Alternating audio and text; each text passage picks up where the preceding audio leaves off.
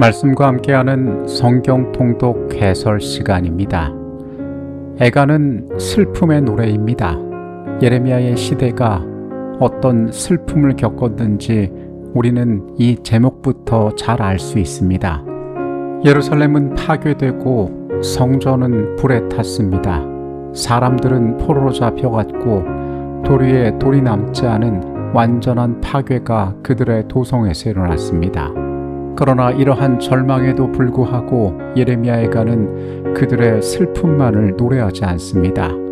하나님께서는 이 심판의 과정 가운데 그들의 새로운 회복을 준비하고 계셨습니다. 내일 우리가 읽게 될 성경의 범위는 예레미야 애가 1장부터 5장까지의 말씀입니다. 예레미야 애가 1장의 말씀으로 갑니다.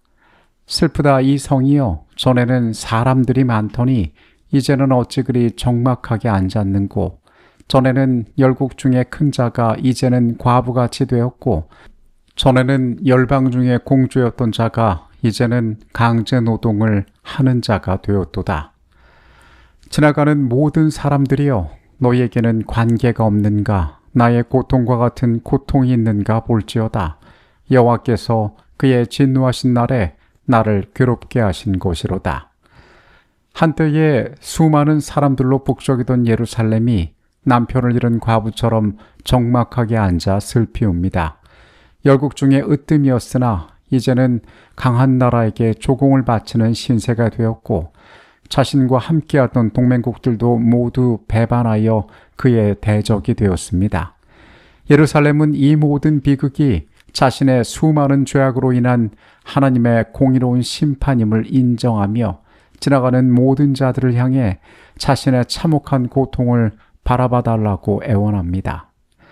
여호와는 의로우시도다. 그러나 내가 그의 명령을 거역하였도다.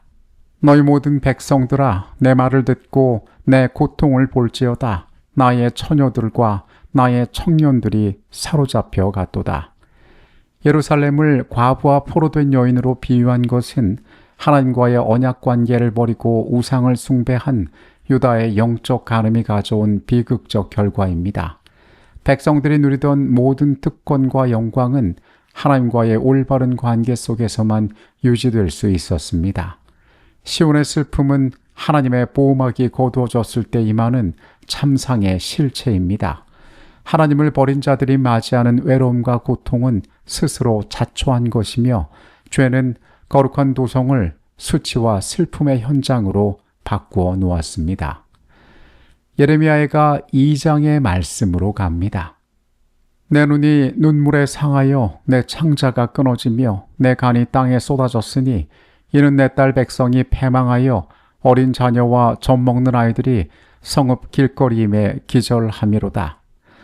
하나님께서 구름으로 시온을 가리시고 친히 대적이 되셔서 예루살렘의 모든 거처와 성벽, 성전을 무너뜨리셨습니다. 절기와 안식일이 잊혀지고 선지자들에게는 더 이상 여호와의 환상이 임하지 않습니다. 젖먹이 어린아이들이 길거리에서 혼미하여 죽어가고 어미들은 그것을 애통해합니다. 예레미야는 심장이 깨어지는 고통 속에서 백성들에게 밤중에 일어나 주의 얼굴 앞에 마음을 물쏟듯 쏟아놓으며 부르짖으라고 촉구합니다. 초저녁에 일어나 부르짖을지어다. 내 마음을 주의 얼굴 앞에 물쏟듯 할지어다. 각길 어귀에서 주려 기진한 내 자녀들의 생명을 위하여 주를 향하여 손을 들지어다. 하나님의 진노는 충동적인 분노가 아니라 거룩함과 공의의 표현이었습니다. 거룩함을 잃어버린 성전 건물과 형식적인 제사 제도는 더 이상 백성을 보호하는 부적이 될 수 없으며, 하나님께서는 당신의 이름을 두셨던 성전마저 헐어버리셨습니다. 3장의 말씀으로 갑니다. 여호와의 인자와 긍휼이 무궁하심으로 우리가 진멸되지 아니함이니이다. 이것들이 아침마다 새로우니 주의 성실하심이 크시도소이다. 선지자는 하나님의 매로 인해 고통당하는 개인적 민족적 아픔에 대하여 깊이 탄식하지만 그 흑암 속에서도 하나님의 성품을 기억해냅니다. 여호와의 인자와 자비는 무궁하여 아침마다 새롭고 하나님을 기다리는 자에게 베푸시는 구원의 선하심을 그는 노래합니다. 인생으로 고생하게 하심이 하나님의 본심이 아님을 고백하며 다시 하나님께로 돌아가자고 호소합니다. 기다리는 자에게나 구하는 영혼에게 여호와는 선하시도다. 사람이 여호와의 구원을 바라고 잠잠히 기다림이 좋도다. 주께서 인생으로 고생하게 하시며 근심하게 하심은 본심이 아니시로다. 가장 혹독한 고난의 한복판에서 하나님의 은혜를 발견합니다. 고난의 목적은 파멸이 아니라 백성을 거룩하게 단련하기 위한 하나님의 구속적인 징계였습니다. 예레미야가 4장의 말씀으로 갑니다. 슬프다 어찌 그리 금이 빛을 잃고 순금이 변질하였으며 성소의 돌들이 거리 어귀마다 쏟아졌는고. 예루살렘이 과거에 누렸던 거룩한 영광과 포위망 속에서 겪는 현재의 기근이 극명하게 대조됩니다. 순금처럼 귀하던 시온의 아들들이 토기처럼 여김을 받고 자비로운 부녀들이 극심한 배고픔으로 자기 자식을 삶아먹는 비극이 벌어집니다. 이 참상은 백성을 그릇된 길로 인도한 제사장들과 선지자들의 죄 때문이었습니다. 그러나 시온의 형벌이 마침내 끝날 것이며 유다의 몰락을 기뻐하던 에돔에게는 심판이 임할 것이 선포됩니다. 딸 시온아, 내 죄악의 형벌이 다하였으니 주께서 다시는 너로 사로잡혀 가지 아니하게 하시리로다. 딸 에돔아, 주께서 내 죄악을 벌하시며 내 허물을 드러내시리로다. 금이 빛을 잃었다는 비유는 유다 백성의 영적 도덕적 퇴보를 나타냅니다. 특권과 빛을 많이 받은 백성일수록 그들의 불순종할 때 떨어지는 몰락의 깊이는 더욱 참혹하며 그로 인한 기근과 파멸은 죄가 어떻게 흉악한지를 우리에게 생생하게 증거하고 있습니다. 예레미야가 5장의 말씀으로 갑니다. 여호와여, 우리가 당한 것을 기억하시고 우리가 받은 치욕을 살펴보옵소서. 여호와여, 주는 영원히 계시오며 주의 보좌는 대대에 이르나이다. 예레미야의 마지막 장은 공동체가 함께 올리는 통회의 기도입니다. 백성들은 종들에게 지배를 받고 양식을 위해 목숨을 걸어야 하며 멸관이 머리에서 떨어진 자신들의 수욕을 기억해달라고 하나님께 구합니다.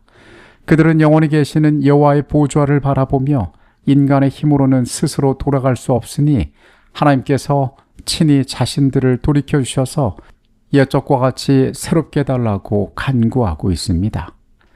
여호와여, 우리를 주께로 돌이키소서. 그리하시면 우리가 주께로 돌아가겠사오니 우리의 날들을 다시 새롭게 하사 옛적 같게 하옵소서. 예레미야가는 절망이나 탄식으로 끝나지 않고 소망의 기도로 마무리됩니다. 우리를 주께로 돌이키소서라는 간구는 인간 스스로 회개할 능력조차 없음을 인정하고 회복과의 주권과 은혜가 오직 하나님께 있음을 고백하는 회개의 기도의 정수를 우리에게 보여줍니다. 인간은 자신의 힘으로 하나님께 돌아갈 수 없습니다. 오직 성령께서 마음을 감화시키고 돌이키실 때 진정한 회개는 우리 안에 이루어질 수 있습니다. 영원하신 하나님의 보좌는 세상의 모든 것이 무너질 때도 성도들이 붙들어야 할 우리의 유일한 소망의 기초임을 우리는 기억해야 할 것입니다. 인간의 눈에 보이는 비극 가운데에서도 구원을 준비하셨던 하나님의 계획과 우리가 가진 소망에 대하여 이 말씀은 알려주고 있습니다. 오늘 어떻게 내 삶 가운데 역사하시며 우리의 삶을 구원하실지 기대를 가지고 우리의 시간들을 살아가게 되시기를 바라겠습니다. 내일 이어지는 말씀으로 다시 찾아오겠습니다. 하나님, 우리의 삶 가운데 베풀어 두신 모든 놀라운 은혜들을 주의 신실하심을 우리가 기억하게 하여 주시옵소서. 우리 편의 부족들을 돌아보게 하시고 하나님 앞에 순결하게 나아가는 길들을 우리로 깨닫게 하여 주시옵소서. 죄를 깨닫고 회개하는 심령 또한 우리 스스로 이룰 수 없는 것을 고백하오니 하나님, 우리 안에 우리의 모든 영들을 새롭게 하여 주시옵소서. 예수 그리스도 이름으로 기도합니다. 아멘.